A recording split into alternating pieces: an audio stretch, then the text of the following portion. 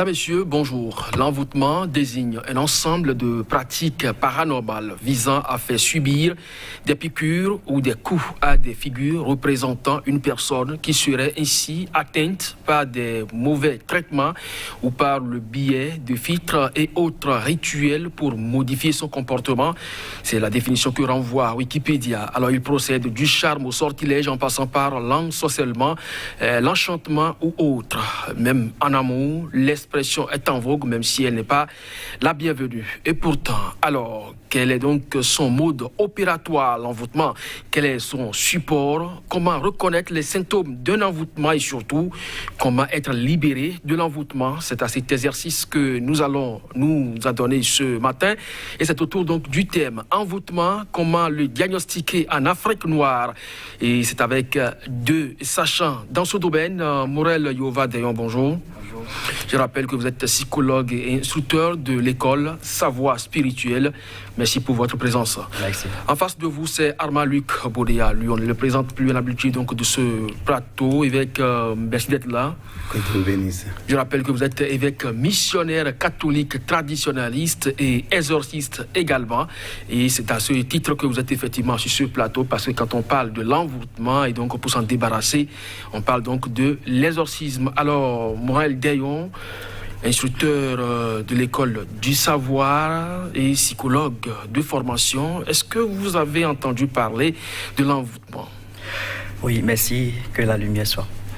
Bien évidemment, j'ai entendu parler de l'envoûtement. D'abord, beaucoup de personnes en parlent, au Bénin, en Afrique, un peu partout dans le monde. Il faut quand même dire que l'envoûtement est une pratique qui frappe beaucoup la population de nos jours. Il y a beaucoup de personnes qui vivent l'envoûtement secrètement. Et par rapport à ça, nous avons des domaines d'activité, les domaines de la vie donc, de ces individus qui, à un moment donné, subissent des coups. Et parfois, on dit, pourquoi est-ce que telle ou telle chose ne marche pas? Donc, c'est l'effet de l'envoûtement. Exactement. Très bien. Alors, évêque Bodéa, l'envoûtement, exorciste que vous êtes, vous devez suffisamment en entendre parler et à écouter Morel Dayon qui estime que beaucoup en sont aujourd'hui victimes. Est-ce que c'est le constat que vous faites effectivement? Merci, monsieur le journaliste. C'est le constat exactement. L'envoûtement n'est que la même mise d'un esprit sur l'autre. C'est-à-dire, un esprit essaie de mettre l'autre sous domination. Ouais. Donc c'est une infraction psychique où l'astral de l'individu est intoxiqué. L'individu est intoxiqué astralement et cela par des trucs qu'on vole de lui. Ça peut être ses effets, ses habits, ses cheveux, ses ongles, les trucs de son corps, de ses vêtements. C'est-à-dire on trouve les éléments quand même tangibles pour pouvoir faire cet envoûtement-là. C'est vrai qu'il y a beaucoup de fausses idées qui circulent sur l'envoûtement. Vous aurez donc le temps de nous faire cette précision. Et là, je crois que vous évoquiez déjà les supports par lesquels on procède donc aux envoûtements. Vous parlez tout à l'heure de l'environnement de travail. Est-ce que le cadre du travail peut déjà nous envoûter ou un peu comme ce que l'évêque est en train de citer là, il faut quand même procéder et pas le truchement ou la soustraction frauduleuse de vos effets pour pouvoir vous envoûter? Oui, c'est vrai. C'est-à-dire, il faut d'abord remarquer que l'envoûtement est déjà vers soi. C'est-à-dire, l'autre ne peut pas vous envoûter si vous ne lui donnez pas la permission de le faire. Ah bon? Oui. L'autre ne peut réellement pas intervenir dans votre espace personnel, dans votre espace psychique, sans que vous ne lui permettez pas de le faire. C'est-à-dire, vous aurez eu à faire des choses dans le passé, que ce soit dans votre passé ou bien dans votre présent, qui ont permis à ce que l'énergie actuelle que vous êtes en train de dégager de vous a laissé une ouverture. Et c'est justement par cette ouverture-là que l'autre, qui est mal intentionné, peut prendre pour pouvoir exécuter un plan maléfique. Je vais revenir sur l'envoûtement en disant que l'envoûtement est au fait une application erronée du mal. C'est-à-dire, nous avons un principe universel qui est divisé en deux. Nous avons le bien universel où nous avons le bien et le mal. Alors, notre univers est régi par ces deux volets de la chose. Le bien et le mal qui répondent à l'alternative donc, de l'expérience de l'être humain. C'est l'application erronée de ce principe mal qui donne le mauvais. Et donc, l'individu qui est mal intentionné peut prendre par ce canal-là pour pouvoir envoûter quelqu'un. Il faut parler de l'environnement. Oui. Voilà, exactement. La personne peut être envoûtée par rapport à son environnement, par rapport à son lieu de travail. Même au niveau de sa maison, la personne peut être envoûtée parce qu'à un moment donné, il a véritablement laissé de l'espace qui a permis au fait à l'autre de pouvoir s'infiltrer et lui faire quelque chose. Donc, oui, allez-y. Oui, donc un espace astral qui est donc chevauché par les énergies de double éthérique, c'est-à-dire que le bas astral qui recoupe la plupart du temps les énergies dégradées ou les énergies présentes de l'individu qui a eu de fissures et l'autre profite juste pour vous attaquer. La même mise donc d'un esprit sur l'autre, c'est ce que vous avez tout à l'heure dit avec Boudeya. Et vous parlez en même temps de mauvaises interprétations que l'on a aujourd'hui dans la société de la question de l'envoûtement. Alors, clarifiez-nous un peu le concept pour qu'on puisse évoluer dedans. Et, comme j'ai dit, il y a beaucoup de fausses idées qui circulent sur l'envoûtement. L'envoûtement, il y a le côté négatif de l'envoûtement et le côté positif aussi de l'envoûtement. Par exemple, il y a des gens qui s'envoûtent simplement pour se protéger contre d'autres maléfices, contre d'autres forces du mal. Ouais. C'est-à-dire, chez nous, dans la tradition, on dit qu'ils ont mangé des potions ou des muscles pour pouvoir être invincibles. Ok. C'est aussi un envoûtement. Ils s'envoûtent ou ils s'auto-envoûtent pour pouvoir rester ou dominer ou pour pouvoir vaincre l'adversité autour d'eux. Ouais. Donc, mais si généralement, si on parle de l'envoûtement, on prend le côté négatif habituellement. Mais en amont, on apprend souvent aussi qu'on envoûte en amont. Oui, il y a l'envoûtement en amont. Alors, vous pensez que c'est bien? Non, il y a beaucoup de types d'envoûtement d'amont. L'envoûtement sur statuette, par exemple. On fait des dagites qui sont fabriqués, les statuettes qui sont fabriquées. Vous voyez, quelqu'un qui veut nuire à un couple, par exemple, peut fabriquer 2 statuettes représentant l'homme et la femme. Et du coup, il crée la division, mais il les tourne dos à dos, il les envoûte et les attache. Ça, par exemple, c'est une nuisance terrible. Vous les séparez. Et ils vont se battre, ils seront en difficulté, en conflit, en malcompréhension, mais ils seront toujours en lien. Ça, c'est un envoûtement, mais c'est très négatif. Ouais. Il y a aussi l'envoûtement qui est chez nous habituellement, que les gens appellent botémie, par exemple. Les muscles qui sont fabriqués et on donne à manger, soit c'est la femme qui donne à manger à l'homme pour la bêtise, ou c'est l'homme qui fait à la femme, et la femme est là, elle ne voit plus rien, il accepte tout, c'est-à-dire la volonté de la personne n'a plus sur sa volonté est manipulée et utilisée. Et ça se produit dans tous les domaines. Aujourd'hui, il y a plus de 196 types d'envoûtement, à partir de l'envoûtement sur d'agite à Ramon, envoûtement sur pierre, parce qu'on peut envoûter une pierre et jeter dans un jardin ou dans une maison d'un individu et le cycle de problème va commencer dans la vie de l'individu. Alors, il paraît aussi que l'âme sœur que vous désirez, qui ne vous regarde pas ou qui n'a pas d'œil pour vous, on peut toutefois aussi l'envoûter. Tout ça se passe très fréquemment d'ailleurs en Afrique noire, où on fait tout pour gagner sur le champ immédiatement la volonté de l'individu. Il vous suit bêtement et il est peut-être votre femme ou votre mari. Et c'est pas facile. On va aborder peut-être à fond comment il faut s'en défaire de ces... Voilà, justement. Et Morel Déonce, là m'amène donc vers vous, puisque vous avez dit que ce sont vos agissements dans le passé qui auraient peut-être, d'une manière ou d'une autre, laissé des ouvertures pour que l'esprit mal intentionné ou l'individu mal intentionné puisse donc profiter de ces ouvertures et vous envoûter. Alors, une femme que tu as rencontrée peut-être pour la première fois et qui te plaît alors qu'elle ne te désire pas et tu la soumets par ces pratiques-là. Qu'est-ce qu'elle a fait pour laisser ces ouvertures-là à votre égard? Oui, c'est-à-dire nous sommes des individus composés de champs magnétiques. Le 4e principe de l'univers physique dit que notre monde est essentiellement vibration. L'univers est essentiellement vibration. Donc, que ce soit un objet, que ce soit une personne, que ce soit une chose, il y a une marque vibratoire qui accompagne la personne. Alors, vous pouvez facilement envoûter quelqu'un sans même vous en rendre compte. Exactement, parce que lorsque vous rencontrez un individu de type A qui a une certaine type d'énergie, en face de lui, vous avez des choses que vous murmurez au niveau mental. Le mental, c'est le champ de la création. Lorsque vous avez un mental assez puissant, en face de cet individu, même sans le vouloir, vous pouvez le détruire. C'est pourquoi Jésus a dit, ne soyez pas pour l'autre une occasion de chute. Parce que sans le savoir, vous pouvez le faire. Alors, si vous rencontrez une fille ou bien vous rencontrez quelqu'un où vous êtes en train de discuter par rapport à une situation donnée, vous pouvez, dans l'instant présent, mobiliser les énergies qu'il faut pour pouvoir faire soumettre la volonté donc, de l'individu. Donc, il y a assez de choses qui se passent aujourd'hui. De votre maison à votre service, si vous pouvez voir quelles sont les différentes énergies que vous avez bravées sur la voie jusqu'ici, vous allez vous dire, waouh, ça, c'est vraiment formidable. Donc, nous sommes dans un champ magnétique global où c'est beaucoup plus de façon singulière le taux vibratoire de l'individu qui, au fait, rime avec l'instant présent. Donc, la jeune fille que vous avez vue, même sans le savoir, étant donné que vous avez déjà émis la pensée de pouvoir entrer, peut-être sortir avec lui ou bien faire telle ou telle chose avec lui, vous pouvez lui soumettre sa volonté.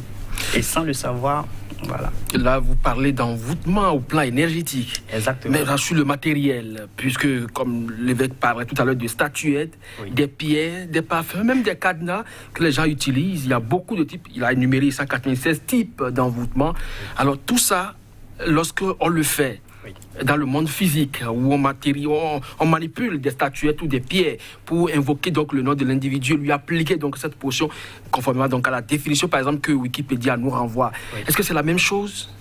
Oui, en fait c'est la même chose. C'est la même chose parce qu'il y a un point commun à la chose, c'est l'énergie.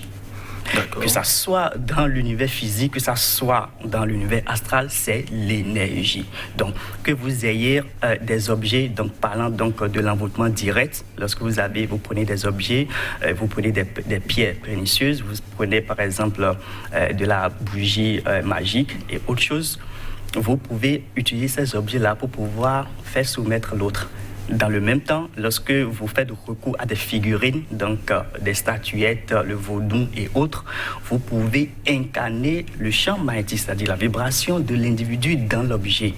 Et donc, ce que vous allez faire subir à l'objet, l'individu, quel que soit le lieu où il se trouve sur cette planète, il va aussi subir, vous faites la même chose. Donc, vous croyez à ça? C'est possible? Bien sûr que c'est possible. Évêque Bodéa, alors, comment on peut reconnaître les symptômes d'un envoûtement ou bien déceler quand même en l'individu qu'il est effectivement envoûté? Merci, monsieur le journaliste. L'envoûtement a des symptômes très variés. Mais généralement, on prend 4 grandes caractéristiques pour pouvoir identifier celui qui est sous l'effet de l'envoûtement. On peut aussi entrer même dans les détails pour mieux comprendre. La grande caractéristique, c'est l'épuisement d'abord. Celui qui est envoûté, la première action qu'on constate à son niveau, il est totalement vidé, totalement épuisé. Parce que l'énergie qui sous-tend l'âme et le corps, c'est cette énergie-là qui est vidée au moment où l'individu est sous l'effet de l'envoûtement. C'est pas de façon physique. Si tu es sous domination, en même temps, la personne contrôle ton énergie. C'est ce que mon vis-à-vis est en train de dire. Ouais. Donc, l'individu se trouve totalement épuisé. La deuxième chose qu'on constate, pour pouvoir parler de l'envoûtement, il y a l'isolement. La personne refuse toute aide. Il se dit, d'abord celui qui est envoûté refuse qu'il soit envoûté, et dit qu'il n'est pas envoûté, et en même temps, il s'isole de tout le monde. Et là, l'isolement, le fait éloigner, c'est lui-même qui se recroqueville sur lui-même, et il s'éloigne de tout le monde, il veut se trouver enfermé, et il ne veut plus sentir le monde. S'il voit une foule, il a vraiment peur d'entrer dans ce monde-là. Et autre chose qu'on constate au niveau des envoûtements, la personne peut devenir polyglotte. C'est-à-dire, quelqu'un qui n'a même jamais mis pied à l'école peut parler correctement le latin, peut parler l'anglais, peut parler pas mal de langues. Et en même temps, on se dit attention, il y a quelque chose en lui qui ne va pas, forcément. Ouais. Donc, de par ces caractéristiques-là, la personne même a un mal de vivre vraiment total. Il veut peut-être se dire, la vie ne vaut rien, il veut se suicider par exemple. Pour lui, la vie n'a pas de sens. Il ne veut vivre ne lui dit plus rien. Donc autant de caractéristiques qui montrent que la personne est à la limite sous l'emprise de l'envoûtement. Oui. Alors, puisque Morel Gagnon est aussi psychologue de formation, avec tous ces signes-là, comment peut-on identifier et séparer l'envoûtement de la dépression? Ok, merci beaucoup. Comme l'a dit mon vis-à-vis, quelqu'un qui souffre de l'envoûtement ou qui est victime donc de l'envoûtement ressent une très grande fatigue. Une fatigue générale qui est inexpliquée. Il revient à la maison vraiment très bourdé, se dit qu'est-ce qui se passe. Il passe des nuits sans pouvoir réellement trouver le sommeil. Il se réveille le matin, il est beaucoup plus fatigué que la veille et ça s'enchaîne au fait. À ce niveau, déjà, l'intrus gagne déjà du terrain, donc au niveau du corps astral, donc de la personne, où il va falloir à ce que l'individu puisse réellement faire quelque chose dans l'instant. La dépression, au fait, tout ça, ça conduit beaucoup plus à la dépression parce que lorsque vous perdez en griffe la joie de vivre, lorsque vous perdez les habitudes qui vous donnent du plaisir, lorsque vous perdez des choses qui naturellement vous donnent de la joie au cœur, lorsqu'un individu, en fait, celui que vous voyez d'habitude et que vous parlez très bien, lorsqu'à un moment donné vous le voyez et que vous ne ressentez plus cette joie que vous avez au quotidien, cet enthousiasme que vous avez, lorsque déjà ces choses-là manquent, là, véritablement, vous entrez déjà dans une forme de dépression chronique qui, la plupart du temps, vide complètement l'énergie de la personne. Je voudrais préciser en disant qu'au fait, lorsque nous parlons de l'envoûtement, c'est beaucoup plus la prise du chi de la personne. C'est les Chinois qui l'appellent le chi, les Japonais l'appellent le ki, les Français appellent beaucoup plus l'énergie vitale, les Sanskrits l'appellent le prana. Donc c'est beaucoup plus cet aspect de la question qui est beaucoup plus en esclavage. D'accord, on vous prend beaucoup plus en esclavage. C'est vrai que vous êtes un homme, vous avez vos facultés, vous allez vous revenir, mais au fait, sur un autre niveau, vous êtes esclave au fait de la chose. Donc, vous entrez dans une totale dépression qui mérite à ce que l'individu puisse réellement se retrouver, sinon que ça sera sa perte. Tendre vers la perte, évêque Bouléa, avant donc, puisque vous avez évoqué plusieurs choses à la fois, 196 types d'envoûtement, on ne saurait donc élucider tout cela. Oui, voilà. Oui, alors, de façon courante, lesquels vous rencontrez souvent? Il y a par exemple l'envoûtement direct. Si on parle de l'envoûtement direct, c'est un ennemi qui est là, un adversaire qui veut te détruire. Et là, dans l'envoûtement direct, c'est l'individu, c'est-à-dire l'individu quitte son corps. C'est-à-dire qu'on parle de double astral. L'individu là quitte son corps pour aller et créer des ennuis à l'autre dans son sommeil profond. Vous voyez. Et dans ce sommeil profond, celui qui est victime de ce type d'envoûtement direct, celui-là, s'il est éveillé, s'il est dans un sommeil profond, mais il va constater qu'il y a un combat, il y a un ennemi qui est là en train de le combattre. Peut-être que c'est un conflit et un rêve qui est très éprouvant. Ouais. Et on demande, s'il y a ce type d'envoûtement direct, l'individu même qui sent qu'il est dans ce type d'envoûtement, il peut se sauver lui-même. Se sauver lui-même parce que le double astral est très vulnérable au fait. L'individu qui quitte son corps pour aller combattre l'autre dans son sommeil, son double, il va avec son double. Et son double est très vulnérable. C'est pourquoi, habituellement, d'ailleurs, dans notre tradition, on demande aux gens, si tu es victime des combats et nocturnes spirituels, il faut avoir un objet tranchant, un couteau ou une machette à côté de toi. Au moment où tu sens l'attaque, fais tout possible pour te réveiller et jette la machette dans ton environnement en l'air. Quelquefois, le double prend le coup. Et le lendemain, on constate l'ennemi en question. Il y a ce type d'envoûtement qui est là. Il y a les envoûtements alimentaires. Ce n'est pas les envoûtements alimentaires, et ça, il existe dans le domaine d'amour, les messieurs. Il y a les messieurs, que ce soit les messieurs de la sorcellerie ou les messieurs occultes qui sont fabriqués. C'est-à-dire, c'est une nourriture qui est fabriquée pour pouvoir mettre l'autre en esclavage. Parce que celui qui est envoûté, c'est celui-là qui est mis en esclavage. Il devient esclave, il est sous domination de celui qui l'envoûte. Vous voyez. Et dans ces muscles-là, c'est des muscles qui sont activés par évocation. Donc, l'individu qui fabrique la muscle, c'est peut-être pour toucher la victime ou lui donner à manger ou lui donner à boire. De quelque manière, on lui injure la muscle. Et si il est content, il prend la muscle ou il touche la muscle, il est envoûté et la personne là arrive à le contrôler. Ouais. Il y a l'envoûtement sexuel. C'est pas de l'envoûtement sexuel, c'est quelqu'un qui est contre un couple ou contre un monsieur, un individu. C'est même aussi différent de ce qui se passe dans notre tradition, les envoûtements, les leçons de mécon, ce que les gens font, c'est encore différent de ça. Quelqu'un qui veut, par exemple, s'il y a une femme qui a envie d'un monsieur, pour pouvoir le mettre sous domination, il peut l'envoûter sexuellement. Et l'envoûtement sexuel là se passe à un point où le potentiel sexuel de l'homme est totalement vidé.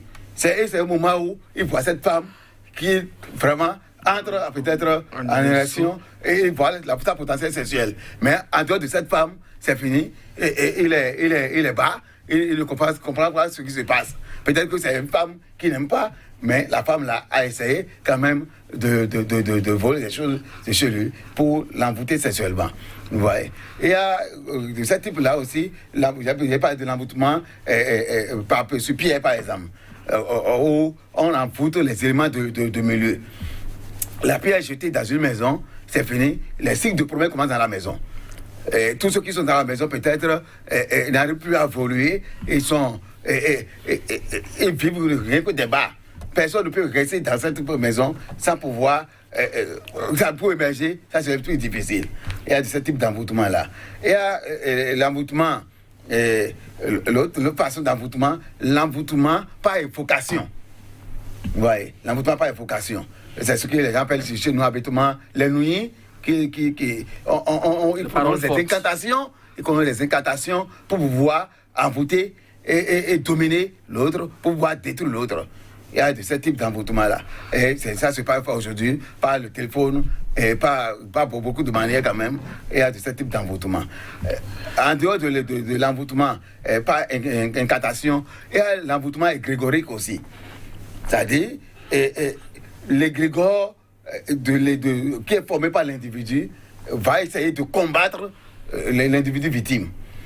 Et ça se passe aussi dans l'église. Dans l'église même, il faut dire, à l'église. Si tu es un membre actif d'un mouvement, d'un groupe religieux, et du coup, sans rien, l'égrégore du groupe est censé te protéger.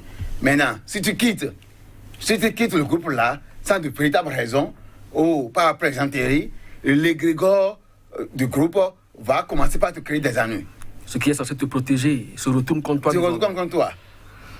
Donc il y a beaucoup de ce type d'envoûtement-là qui existent. Alors on va s'arrêter là d'abord pour recueillir l'appréciation donc de Morel Gaillon sur ces différentes préoccupations.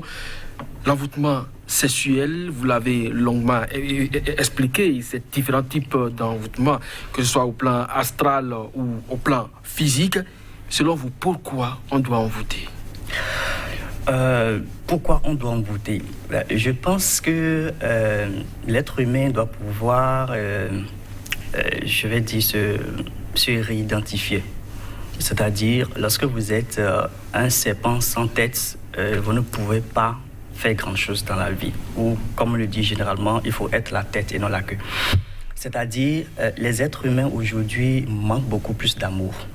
Manque beaucoup plus de fraternité entre eux. Mais quand tu désires un homme, que ce soit une femme qui désire ou un homme qui désire une femme, c'est pour ton bien.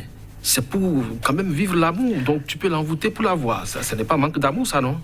Justement. C'est-à-dire, le mieux, c'est que la fille ou bien la femme, la jeune femme, accepte de son plein gré, de se mettre en union avec toi. Exactement.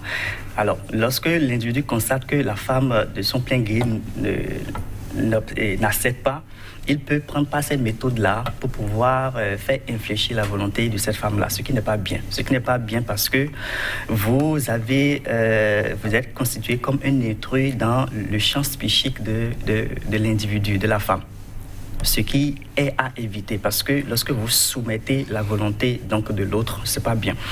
Parlant de l'envoûtement, je vais notifier le cheval de Troie. Le cheval de Troie, c'est un envoûtement qui consiste à capter le subconscient de la personne, c'est-à-dire on vous envoie des pensées dans la tête. Vous pouvez être à des milliers de kilomètres, on vous envoie des pensées. Et donc, vous allez penser exactement dans le sens au fait qu'il ne vous profite pas ou qu'il profite à ce sorcier noir, ce mage noir qui veut utiliser votre énergie pour pouvoir vous envoûter. Et ça fonctionne comment? Oui, ça fonctionne. En fait, ce qu'il faut dire, c'est que l'être humain a vraiment besoin de connaissances. C'est-à-dire que nous avons des corps. Nous avons 7 corps comme les 7 églises de l'Apocalypse. Nous avons ces corps-là qui sont à l'intérieur de l'être humain. Alors, ces corps-là sont au fait visibles à un moment donné par un sorcier noir qui a l'habitude de fréquenter le plan astral. Pourquoi vous l'appelez noir? Oui, je l'appelle noir parce que la plupart du temps, il utilise donc ces procédés pour pouvoir faire du mal à l'autre. C'est-à-dire, beaucoup ne choisissent pas cette voie de lumière où il faut beaucoup plus apporter de la lumière, bien du mieux-être à l'autre. Ils préfèrent prendre pas d'autres voies pour pouvoir infléchir la volonté de l'autre. C'est pourquoi je parle de mage noir. Donc, ce mage noir-là, au fait, s'encapare de l'énergie de la personne parce qu'elle a l'habitude d'aller sur ces plans-là. Alors, s'il va sur ces plans-là et que par rapport à la jeune fille qu'il ou qu'elle aurait à rencontrer, il peut facilement émettre des pensées dans le subconscient donc de cette jeune fille-là. Et vous allez voir que les jours qui vont venir, la fille aura à penser, juste à penser à cet individu-là. Nous avons des séries, des scènes où on nous montre où la fille, même à la maison, sa pensée est tournée vers l'homme-là. Pas qu'il ou qu'elle est amoureux ou qu'il est amoureux de ce dernier-là, mais que sa volonté a été conditionné. Exactement. Évêque Boudia, je m'en vais également retourner vers vous parce que cela doit vous toucher aussi beaucoup plus. Les visionnaires, que ce soit au niveau de l'Église ou au niveau de la tradition africaine, il paraît qu'ils ont la possibilité de lire l'étoile de l'individu.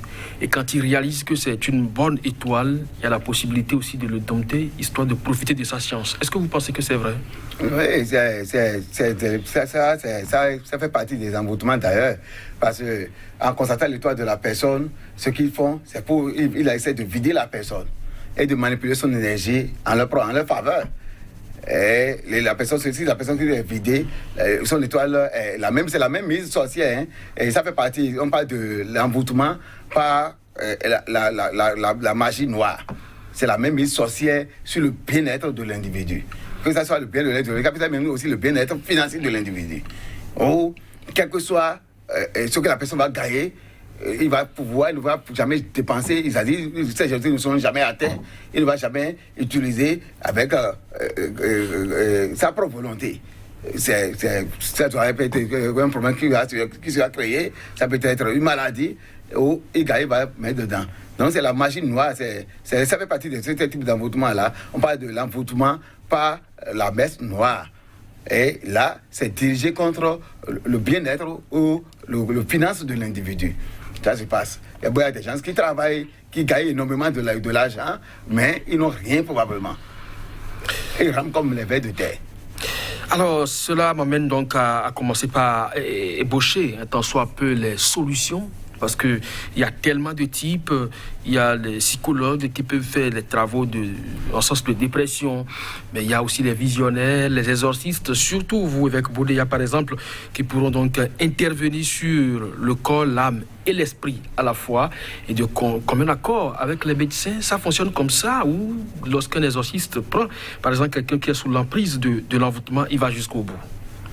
Ouais, là, parce que, vous voyez, l'exorcisme, le traitement spirituel englobe le corps, l'âme et l'esprit. Et si ça englobe l'âme, le corps et l'esprit, on va plus en détail pour voir si l'individu qui est à côté de nous, quelquefois c'est l'individu qui se dit qu'il est envoûté et on va vérifier concrètement est-ce qu'il est effectivement sous l'effet de l'envoûtement. Et c'est au moment où on détecte l'envoûtement qu'on est obligé d'intervenir. Si on ne détecte pas l'envoûtement, on lui dit, on va faire un accompagnement psychologique. Il te faut un psychothérapeute de comportementaliste qui va t'aider à réfléchir parce que tu as des pensées inhibitrices. Ou va à l'hôpital carrément parce qu'on voit que le corps est atteint, le psychisme est atteint et il te faut des comprimés ou des tisanes pour pouvoir l'aider. Mais si la personne est sous l'effet de l'envoûtement, d'abord, il faut, avant de venir même chez un exorciste, pour faire un traitement d'exorcisme ou de désenvoûtement, et on passe déjà au début, les gens commencent à l'hôpital en même temps, d'abord. Et c'est au moment où le médecin fait des traitements et voit que là, c'est plus une question de l'hôpital. C'est à ce moment-là qu'on commence par chercher comment résoudre ces problèmes-là. Mais en venant, on va un peu plus à fond, on va pas les caractéristiques l'isolement. On va analyser par exemple la sensibilité de l'individu. En analysant la sensibilité de l'individu, qu'est-ce qu'on voit là? On voit, est-ce qu'il a une médiumnité latente à son niveau? Est-ce qu'il voit dans le secret des esprits? Parce que celui qui a une médiumnité très élevée, par exemple, la question qu'on lui pose, est-ce qu'il a des prémonitions très fortes? Est-ce qu'il a des flashs de vision? Donc, si c'est tout ça, c'est tout le diable mélangé dans la sensibilité, on dit attention, telle personne qui a une forte sensibilité doit être sujette aux influences du mauvais. Parce que, à force, par exemple, comme je le dis, qui me parle de vision, si tu as effectivement la vision, tu dois chercher un protecteur qui va te protéger. Parce que tu vas voir dans le secret des esprits, mais les égrégores maléfiques vont tout attaquer. Ceux qui ont plus de vision sont les plus vulnérables aux maléfices et aux envoûtements. Et il voit ce qui va se passer, mais il est incapable d'agir. Il n'a pas une solution pour bloquer. Vous voyez? Donc, on va vérifier au niveau de la personne, comment il se trouve sa sensibilité. Est-ce qu'il est futé? La perte d'énergie, par exemple. Après une bonne nuit de sommeil, il se réveille, comment il se retrouve? Est-ce qu'après une bonne nuit de sommeil, il est totalement épuisé? Dans la journée, est-ce qu'il est épuisé? Est-ce qu'il ressent des malaises sans cesse dans son corps? On va aussi analyser à son niveau la perte d'énergie qu'il a, le mal de vivre qu'il a, comment l'isolement se manifeste à son niveau. Est-ce que c'est les exorcistes qui sont partout? Et avant de pouvoir intervenir. Vous voyez? Donc, analysant tout ça, l'exorcisme maintenant intervient. On commence, c'est le diagnostic d'abord, l'écoute de la personne, pour voir qu'est-ce que lui-même pense de ce qu'il vit. Selon lui, est-ce que c'est normal? Quelqu'un qui a, par exemple, c'est la famille quelquefois, parce que habituellement, comme j'avais de dire, celui qui est sous le fil de l'envoûtement, et quelquefois il dit que c'est normal. Quelqu'un dit, c'est normal que je sois soumis à ma femme, elle avait même sa slip, que c'est normal. C'est parce que je l'aime. Ouais. Et on dit, mais ça dépasse déjà le regard de l'environnement sur ce qu'il vit. Donc on l'amène et on l'aide à se libérer de l'envoûtement.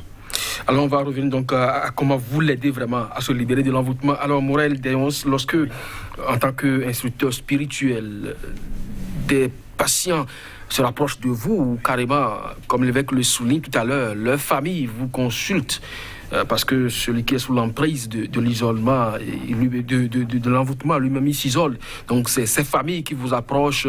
Quelles sont les démarches que vous menez à ce niveau pour pouvoir donc le rétablir dans sa vie psychique? Ok, merci. Déjà, lorsque des personnes viennent nous consulter, il y a des questions qu'on leur pose. C'est-à-dire, l'individu qui est victime au fait de la chose, déjà sur un plan onirique, il y a déjà de très grandes modifications sur son plan onirique. C'est-à-dire, ses rêves ne sont plus les mêmes. Donc, c'est un individu qui, à un moment donné, a des attaques. Donc, dans le rêve, et qui montre déjà que la chose est arrivée à un niveau où il fallait réellement faire quelque chose. Lorsque le temps est, je vais dire, est complètement écoulé, parce qu'il y a un temps pour ça. Lorsque le temps est complètement écoulé, avant que ces personnes viennent nous voir, on leur explique ce qu'il faut faire. On leur explique ce qu'il faut faire et on leur dit depuis quand ça a commencé. Donc l'individu nous explique, la famille nous explique que déjà depuis 3 ou 6 mois, leur enfant a commencé par avoir de ces genres de symptômes. Est-ce qu'il crie dans la nuit? Est-ce qu'il dit des choses? Est-ce qu'il prononce des paroles dans son sommeil? Est-ce qu'au niveau de son corps physique, il ressent des picotements au niveau de la plante des pieds, au niveau des genoux, au niveau de la hanche, au niveau de la poitrine? Parce que lorsque ça dépasse, lorsque les picotements dépassent la zone du cœur et va déjà au niveau donc du 5e corps, là c'est beaucoup plus dangereux.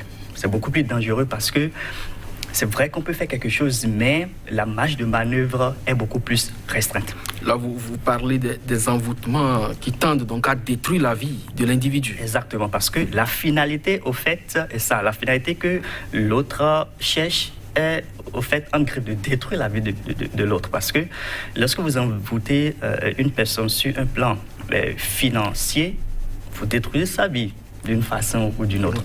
Lorsque vous le faites sur un plan amoureux, vous le détruisez parce que ce n'est pas sa volonté propre qui est en train d'agir, vous le soumettez. Donc ça va d'un niveau à un autre. Maintenant, lorsque ça vient à un niveau où on voit que c'est réellement néfaste, où ça tend vers le pire, là, de façon beaucoup plus matérielle, on dit quand même aux individus de payer. Il y a des choses qu'ils doivent payer. Il y a des choses peut-être qu'il doit mettre au niveau de sa tête le soir quand il va vouloir dormir pour quand même, dans une certaine mesure, rétablir l'équilibre.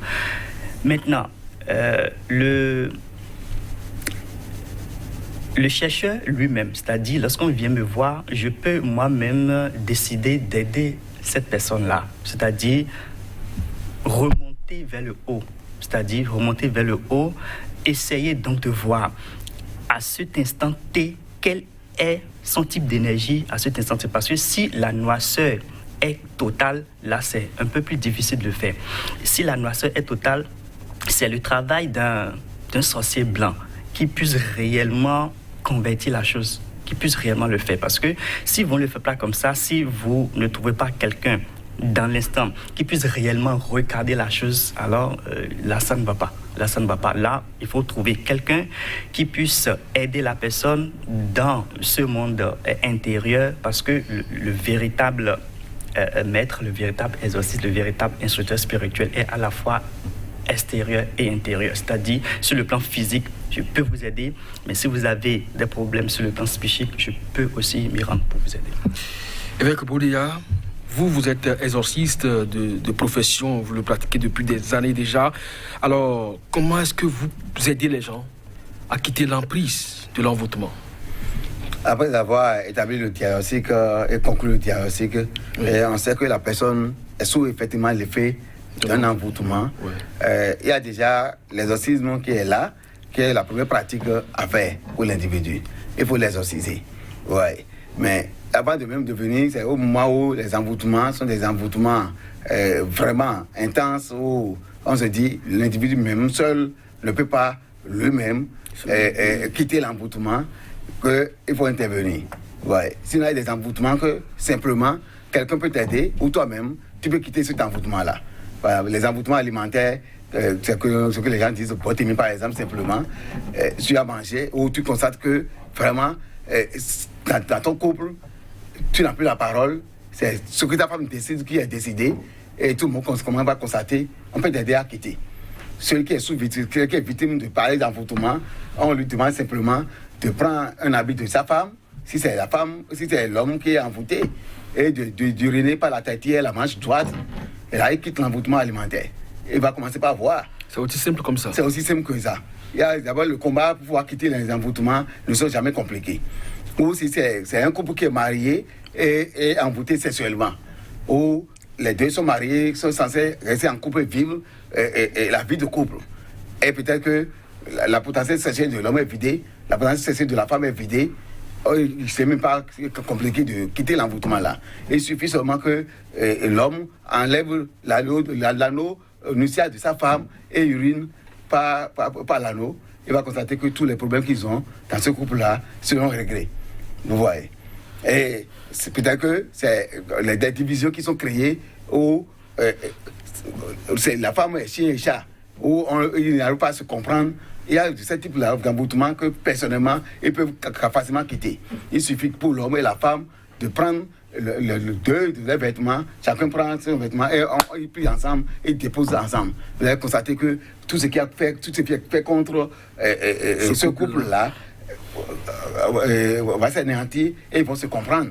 Et là, il faut être couple marié devant Dieu, devant les hommes d'abord. Ils sont en couple, les gens vivent ensemble. Même en concubinage. En concubinage, ensemble, en couple, et ils constatent que vraiment, tel que ça se passe, pourquoi je n'arrive pas à suivre les autres de mon mari? Pourquoi mon mari n'arrive pas à me comprendre? Pourquoi nous sommes en conflit tous les jours? Pour pouvoir résoudre ce problème, il suffit seulement que la femme prend de ses vêtements et l'homme aussi et plie ensemble simplement. Il faut constater que ces gens vont quitter.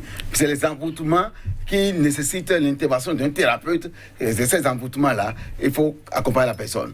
Le processus, c'est quoi? Il y a l'exercice qui est le grand rituel de l'église que nous faisons sur la personne. Maintenant, il y a le vide astral de la personne. Il faut sonner la salle de la personne, identifier, faire la mise de situation et identifier les sources d'influence possibles autour de la personne. En identifiant ces sources d'influence, maintenant, on coupe le lien. Parce que avant que l'envoûtement ne puisse tomber dans le corps de l'individu, le sens astral qui est d'abord intoxiqué. Et il faut vider ce qui est intoxiqué dans son astral. Et ça se passe tous les types d'envoûtement. Ça se passe entre la nouvelle lune et la pleine lune. Vous voyez, l'individu qui est envoûté à la nouvelle lune, il ne sait plus rien parce qu'il est à l'obscurité. Donc les maléficiés profitent pour laisser pas mal de dépôts. Mais à la pleine lune, tout ce qu'il y a comme dépôt tombe dans son corps. Et il commence à sentir le malaise. C'est pour certaines personnes qui disent qu'ils sont lunatiques parce que le problème commence effectivement avec la pleine lune, où les sillons, à l'obscurité, les ions positifs sont plus intenses. Mais à la lumière, les ions négatifs sont plus intenses. Donc le maléfice sorcier ou pas magique ou pas celui qui vient envoûter profite du moment où l'individu n'a plus la force à lui-même. Parce que avec les ions négatifs, avec l'astral qui agit sur l'individu, il profite énormément de cela pour pouvoir intoxiquer, pour pouvoir détruire l'individu. Donc, il y a la période aussi qu'il faut voir simplement pour pouvoir aider l'individu à s'en sortir. Aider l'individu à s'en sortir. Alors, Morel Dayon, aujourd'hui, avec le téléphone, parce qu'avec la parole, simplement, les incantations, on peut aussi envoûter un individu. On doit se méfier des appels? Oui. Je pense que les ramifications sont énormes. Les ramifications sont énormes et lorsque vous prenez un principe universel, ce principe universel peut être divisé à des milliers de possibilités de formes. Donc, lorsque vous prenez l'envoûtement, vous pouvez prendre pas des milliers de canaux pour atteindre votre cible. Le téléphone portable aujourd'hui, c'est vrai, les gens appellent, nous avons parfois des messages qui viennent, qui disent tel numéro appelle dans ces temps-là, il ne faudrait pas que vous décrochiez lorsque vous voyez un numéro à 12 ou bien 14 chiffres là. Et parce qu'il y a vraiment quelque chose. Oui, c'est vrai. C'est vrai parce que les voies parallèles, c'est-à-dire lorsque vous prenez l'astral, le bas astral, vous avez les univers parallèles. Et par rapport à ces univers parallèles-là, vous pouvez toucher quelqu'un par tous les moyens possibles. C'est pourquoi, en sciences spirituelles, on dit la connaissance ne peut pas être remise dans les mains de quelqu'un qui n'a pas de l'amour dans son cœur. Parce que si vous le remettez la connaissance là, sincèrement, étant donné qu'il n'a pas atteint un certain niveau de conscience et de maîtrise de lui-même, il peut l'utiliser pour faire n'importe quoi. Donc, c'est le seul principe, qui est en train de faire l'expérience du plusieurs. Et dans cette expérience du plusieurs-là, le canal par le téléphone est aussi possible. Donc, je peux appeler quelqu'un juste par téléphone et les premiers mots, les premières paroles qui vont sortir de ma bouche peuvent être des incantations. Ça voudrait dire que je cherchais déjà cette personne-là. Il faut dire que ce moment-là est au fait un moment de concrétisation. C'est-à-dire qu'il y a déjà quelque chose qui a été déjà fait en amont. Si la personne en greffe s'appelle Rémi, par exemple, j'ai déjà le temps de converser avec l'entité en greffe, base astrale de Rémi. C'est juste un exemple que je suis en train de prendre. J'ai déjà eu le temps de converser avec la personne, quel que soit le lieu où il se trouve sur cette planète. Je converse avec la personne, je lui envoie des pensées. D'accord, des pensées qui vont au fait profiter à la chose que je veux faire. Donc, si je lui envoie des pensées, les pensées là que lui, il sera en train de manifester à chaque instant, va préparer le terrain pour que j'ai beaucoup plus accès à son champ magnétique, à son double éthérique. Je dois préciser que le double éthérique, c'est un corps énergétique, c'est composé uniquement d'énergie. Donc ça veut dire que ça soit les actions que vous avez posées dans le passé, que ce soit les actions que vous avez posées dans le présent, la conversion énergétique de tout ça est répertoriée dans le bas astral, dans le double éthérique. Donc, étant donné que c'est un monde de chaos, de densité, lorsque j'ai accès à cet univers-là, je peux, avec ma préparation, appeler un individu, lui faire donc des paroles incantatoires dans l'oreille pour amener mon envoûtement à terme. Donc, c'est un travail qu'on commence, que l'individu aurait déjà fait avec le code double de la personne et à un moment donné, il le densifie juste par un appel. Alors, évêque Boudéa, tout ce que vous avez énuméré ici, ça doit pouvoir donc procéder donc, du traitement de l'envoûtement. Ça veut dire que c'est beaucoup de choses à la fois. Mais comment être sûr que ça va durer dans le temps? Non, il faut pouvoir... si la personne est désenvoûtée, il faut l'accompagner. Parce que la personne doit pouvoir quand même... si ça dépend de sa foi. Si le chrétien, on va lui demander d'être plus attaché au Christ, de faire la démarche de conversion.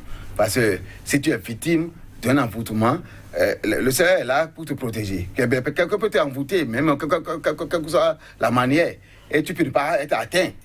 Ouais. Mais si tu es atteint, ça veut dire qu'il y a de failles quelque part. L'individu a trouvé de trous quelque part. Donc il y a une effraction quelque part. Comme il y a une effraction quelque part, ça veut dire que toi-même tu es en question. On demande à la personne de prendre le chemin de la conversion pour pouvoir être rempli de l'énergie christique s'il est chrétien. Ou s'il n'est pas chrétien, il est envoûté, le fil d'envoûtement, vous l'aidez, peut-être pas des plantes, il y a des plantes qui t'aident à ne pas être envoûté, à éloigner les maléfices d'envoûtement ou à repousser l'adversité. Ben, on va t'aider à pouvoir utiliser peut-être ces plantes-là. Ces plantes-là que vous appelez l'auto-envoûtement ou carrément c'est des... Non, l'auto-envoûtement, c'est la personne même qui décide par utiliser des plantes pour pouvoir vaincre l'adversité. Alors, ces plantes-là, vous allez les donner entre-temps, si vous en avez encore souvenance tout à l'heure, pour que les téléspectateurs quand même puissent, d'une manière ou d'une autre, en disposer. On ne sait jamais. Morel Deyon, dans le temps, est-ce que vous pensez que la protection ou la délivrance de cette emprise de l'envoûtement-là peut durer? Alors, je vais, pour répondre à cette question, je vais emprunter la phrase de Jésus qui dit, quand il a sauvé l'autre femme, quand il a chassé le démon de son corps, il a dit, va et ne pêche plus. Va et ne pêche plus. Parce que si jamais la femme retombe dans ce qu'elle faisait dans le passé, elle peut encore s'attirer de tout ça. Il faut dire que le véritable combat est intérieur et non extérieur. Le véritable combat à mener est intérieur. Lorsque vous réussissez ce combat intérieur-là, vous allez voir que l'extérieur vous soumet. L'extérieur vous obéit au fait. Donc, ce qui voudrait dire que lorsque vous souffrez d'un mot d'envoûtement aujourd'hui et que vous venez me voir pour me dire, voilà, je souffre de telle chose, je fais le diagnostic. Et par rapport à ce que vous êtes en train de vivre, je vous dis, bon, il y a tel remède que je vous propose. Je vous dis, ok, allez-y, mais sachez qu'il y a juste 4 éléments dans la vie. Il y a juste ces 4 éléments dans la vie. Et donc, par rapport à ça, vous avez eu des comportements de par le passé que vous avez eu à faire. Et il faille véritablement que vous laissez ça. Parce que si vous retombez dans ça, anyway, ça va encore revenir. C'est pourquoi je dis que le véritable combat est au fait intérieur. Un exemple pratique. Une fille, parce que c'est le cas en Afrique la plupart du temps, une fille que vous avez désirée avec quelqu'un d'autre qui finalement vous l'a arrachée, ça ne vous a pas plu. Vous avez envoûté le couple, ils ont eu des problèmes. Mais finalement, l'exorciste ou le spiritualiste les a aidés à s'en sortir. Mais est-ce que vous pensez que celui qui a posé cet acte-là va rester les bras croisés? Ne va-t-il pas revenir à la charge pour envoûter encore une fois ce couple? Oui, c'est-à-dire, c'est pourquoi la plupart du temps, on dit en greffe, ou bien l'humain est l'éternel insatisfait, ou lorsqu'il ne trouve pas réellement solution à ce qu'il veut, il tend encore à pouvoir le reproduire encore et encore. Mais lorsque vous le faites comme ça, vous ne vous rendez pas vous-même du service, parce que lorsque vous envoûtez quelqu'un, vous vous privez vous-même d'une dose, d'une quantité de lumière qui doit réellement profiter à vous-même, à votre propre existence. Donc, naturellement, choisissez la voie du juste milieu. Choisissez la voie qui puisse vous permettre de faire densifier, de faire manifester la lumière. Donc, lorsque l'individu le fait comme ça, il crée au fait une forme de crevasse noire au niveau de son champ double, de son col double. Et généralement, c'est ce que l'Église catholique ou bien la Bible en griffe appelle l'enfer. L'enfer qui est beaucoup plus lié à cet aspect de double éthérique, dans ce monde de chaos où il y a tout un mélange, d'accord, d'attraction, de force au niveau donc du double éthérique. Le côté astral est ce que les gens appellent vulgairement l'âme, d'accord. L'âme spirituelle, c'est juste le corps astral. Donc, l'individu qui le fait n'a pas, au fait, intérêt à pouvoir recommencer, parce que lorsque vous touchez un individu à un moment donné et que vous n'arrivez pas en greffe à l'atteindre et que vous vous dites, bon, je ne vais pas relâcher, ou à un moment donné, vous le refaites, l'individu n'est pas au même champ énergétique, n'est pas à la même conscience. Parce que si vous revenez et que vous le faites et que vous avez la malchance que l'individu a eu le temps de s'émanciper, vous avez la malchance où l'individu a le temps de se développer spirituellement, vous avez la malchance où l'individu a le temps de faire, de s'embellir donc des principes divins de lumière, là vous allez fauter. Le truc peut revenir directement vers vous. Donc le retour à l'envoyeur. Exactement. Alors évêque Boulia, vous estimez que cela peut tenir dans le temps et que en empruntant au plan spirituel, au plan religieux, la voie christique, on peut être prémuni à jamais. Mais comme je viens de poser donc cette question à Morel, vous êtes d'avis aussi que ceux qui ont tenté donc l'envoûtement peuvent à tout moment revenir à la charge. Oui, alors, bien sûr. Dans le cas, celui qui a tenté l'envoûtement peut revenir à la charge. Mais la nature aussi est tellement organisée que au moment où l'individu s'est trouvé libéré de l'envoûtement, l'égrégore chargé, l'égrégore qui était chargé à nuit à la personne victime se retourne contre celui qui a fait l'envoûtement. Et la personne maintenant commence aussi par vivre ses bas. C'est pourquoi on demande toujours aux gens de faire très attention. Parce que si tu vas envoûter quelqu'un, même si c'est un couple, hein, même si ce n'est pas un envoûtement alimentaire, où un homme envoûte une femme, et du coup, un beau jour va venir, où la femme va se trouver libérée, et il sera impossible maintenant de vivre ensemble. Et l'homme même peut être empêché par l'égrégore qui avait agi en son temps à mettre cette dernière en domination. L'égrégore a pu empêcher l'homme de se tisser autre relation. Donc, il y a toujours le code à rebours, comme on le dit, contre les envoûteurs. Celui qui est là pour faire le mal, celui qui veut vivre le mal, c'est le chemin de la mort qu'il choisit. Et s'il choisit le chemin de la mort, si lui-même ne quitte pas ce chemin, c'est qu'il va à la perdition totale. Rien, le mal que les gens disent habituellement, les spirituels, le mal que tu fais, te fait. Un jour, un beau jour, toi-même tu vas constater. Donc ce n'est pas faux. Ce n'est pas faux. Alors vous parliez tout à l'heure de mesures naturelles pour quand même être, pour ne pas être sous l'emprise donc de l'envoûtement. Si vous pensez que c'est important. Oui, je peux aider à donner quelques recettes là. Vous voyez, quelqu'un qui ne comprend plus rien du tout dans sa vie. Tout ce qu'il entreprend, que ce soit sur tous les plans, relationnel, amoureuse, professionnel, il n'arrive plus à rien comprendre. Jésus m'a dit, par exemple, ça c'est une recette de Jésus, que nos cheveux ne vont pas tomber dans la main de l'ennemi. Simplement. Donc, si je vivais mes bas, où je ne comprends plus rien, et des types d'envoûtement que je ne maîtrise pas, il suffit de prélever un peu de mes cheveux, simplement, et de brûler, et de boire simplement avec de l'eau. Je vais neutraliser tout ce qu'il y a comme envoûtement et me relancer. Simplement. Juste les cheveux. Vivre mes cheveux. Ouais. Mais il y a aussi des feuilles, comme je dis, par exemple, les feuilles racines de l'indigotier. C'est en fond, les gens appellent aroma et arodo. Ouais. Je cherche la racine des feuilles de l'indigotier et je fais l'infusion et je bois, je me douche avec. Ça déstabilise tout ce qu'il y a comme envoûtement en moi et puis ça me prédispose encore au combat et ça me rend maintenant un peu plus invulnérable. Il y a d'autres, si c'est envoûtement par la magie noire, par la messe noire, les envoûtements financiers, par exemple, il y a une feuille, les gens appellent assassinement. En cherchant par la feuille, si tu es bloqué dans tous les domaines, quelle que soit l'époque qui se ferme sur toi, et tu supposes que ça c'est un envoûtement, en cherchant ces feuilles, tu peux mettre dans le parfum, comme tu peux faire l'infusion et te toucher régulièrement avec. Tu vas constater que ces envoûtements, les mêmes mises sur ton bien-être, les envoûtements financiers vont quitter. Donc il y a pas mal d'espèces dans ce domaine-là. Donc, à ce niveau, il n'y a pas de revers? Non, c'est des espèces qui sont là pour toi, pour te protéger contre la même maléfique, pour pouvoir empêcher l'autre main de te dominer. Alors, vous avez toujours dit sur ce plateau que Dieu même a dit que toutes ces créatures sont là pour le magnifier. Alors tout ça figure également dans vos livres, ce que vous avez donné comme recette là?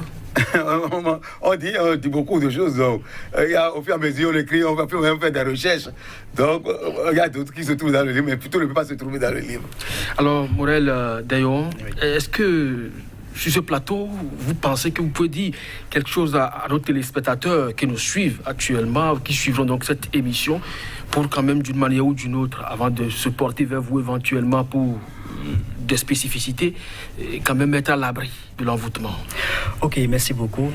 La première chose que je vais d'abord dire, c'est que l'individu, d'accord, les hommes, l'humain doit comprendre au fait qu'il est esprit et qu'il est la lumière de ce monde. Les gens doivent pouvoir redonner toute la beauté donc, de l'astral, du corps astral. Le corps astral, lorsque vous le voyez, c'est un corps lumineux. C'est un corps lumineux dont la luminosité brille plus que le soleil. Les gens se disent, j'ai véritablement ça en moi. Est-ce que je brille aussi tant? Parce qu'ils n'ont jamais vu ça. Donc, il faut... Vous l'avez vu? Bien sûr. Donc, il faut expliquer aux gens qu'au-delà de leur enveloppe charnelle, de leur corps, ils sont une essence divine. Ils sont quelque chose de magnifique, quelque chose qui demande au fait à être découvert. Et c'est pas manque de découverte là qui les amène au fait à vivre de ce genre d'expérience là. La seconde chose que je vais dire est au fait que le combat, comme je l'ai dit tout à l'heure, est beaucoup plus intérieur. Lorsque vous réussissez ce combat intérieur là, l'extérieur au fait obéit à tout ce que à vous. L'extérieur obéit à vous. Pour répondre à votre question, en termes de remèdes ou bien en termes de des solutions que la personne puisse utiliser, je pense que nous avons le tétatrice, d'accord, de Pythagore. Nous avons par exemple le tétagramme donc, de Yahvé que les gens puissent facilement utiliser parce que lorsque vous utilisez, d'accord, lorsque vous utilisez par exemple un animal, d'accord, vous sacrifiez un animal pour vous rendre votre gloire, pour vous sauver. L'animal n'a rien à voir avec ce que vous avez fait. L'animal n'a rien à voir avec en griffe, les bêtises que vous avez fait et qui a causé, qui a permis à ce qu'à un moment donné, quelqu'un vous envoûte. Donc ça voudrait dire que vous devez utiliser un truc beaucoup plus intérieur à vous pour pouvoir répondre à vos questions d'envoûtement. Alors donc c'est pratiquement terminé. Évêque Boudéa, juste oui ou non, est-ce que vous pensez qu'on peut envoûter un groupe d'hommes ou une population ou un pays tout entier? Non, il y a les envoûtements par chaîne. Donc on peut envoûter tout un pays, on peut envoûter un groupe d'hommes, une collectivité. Et c'est les éléments de la chaîne qui sont envoûtés. Un élément est envoûté, tous les autres sont contaminés systématiquement.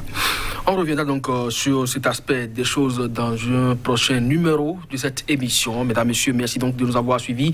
C'était votre émission Ici et Ailleurs consacrée à l'envoûtement et donc son diagnostic sur le continent noir. À très bientôt pour vos commentaires et vos appréciations.